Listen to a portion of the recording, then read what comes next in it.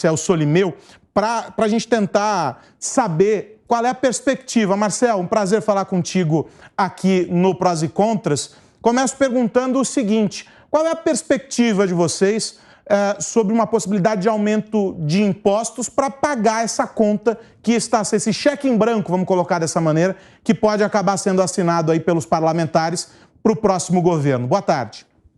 Boa tarde, é um prazer. Mas sempre que o governo descontrola os gastos, a gente acaba tendo um aumento da taxa de juros, ou um aumento da dívida, ou um aumento da inflação, ou duas e três coisas ao mesmo tempo. E se o governo quer gastar e não quer deixar a economia desandar, ele vai procurar uma solução no aumento de imposto para compensar o aumento do gasto.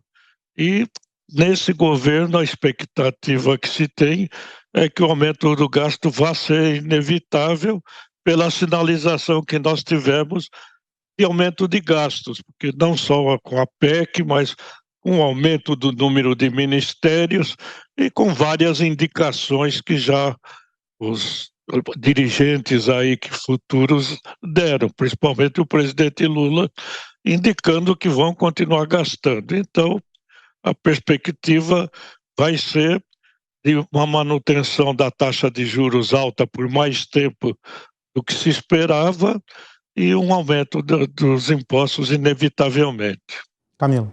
Marcel, eu gostaria de fazer uma pergunta para ficar claro para quem está em casa. Em relação à reforma tributária, o mercado recebeu positivamente a indicação do Bernard Api na equipe do Fernando Haddad. E o Bernard Api, ele foi aí um dos mentores da PEC 45 na Câmara, que é a reforma tributária em cima do consumo, tributação de bens e serviços. Eu queria que você falasse um pouquinho do seu ponto de vista sobre essa reforma tributária em cima do consumo.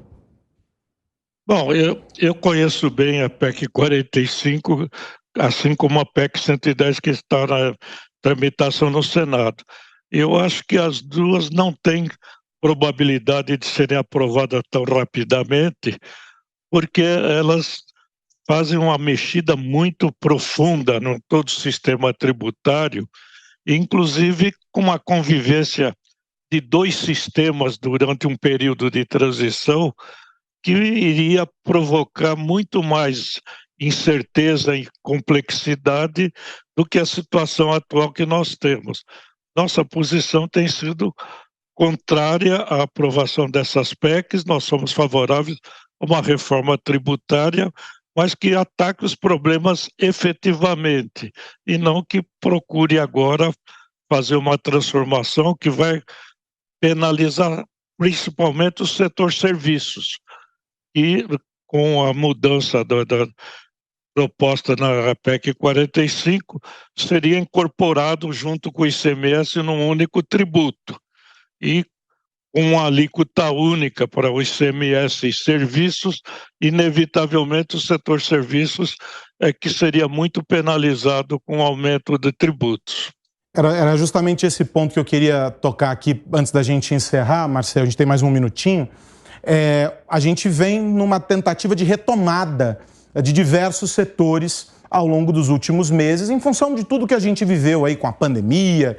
Enfim, não precisamos entrar no detalhe, a gente sabe os problemas enfrentados. Numa situação como essa, em que a gente pode prever esse aumento e etc., a gente pode jogar no lixo eventualmente essas conquistas, essa retomada que a gente viveu até aqui, né? Se a reforma for avançando, isso vai afetar o setor que já foi o mais castigado da pandemia, que foi o serviço, e o setor que mais estava se recuperando. E é um setor que representa um percentual expressivo da economia. Acho que qualquer mexida agora com o setor serviços só vai provocar uma desaceleração da economia como um todo. Quero agradecer ao economista Marcel Solimeu, que esteve conosco aqui no Prós e Contras. Marcel, obrigado, até a próxima, um abraço.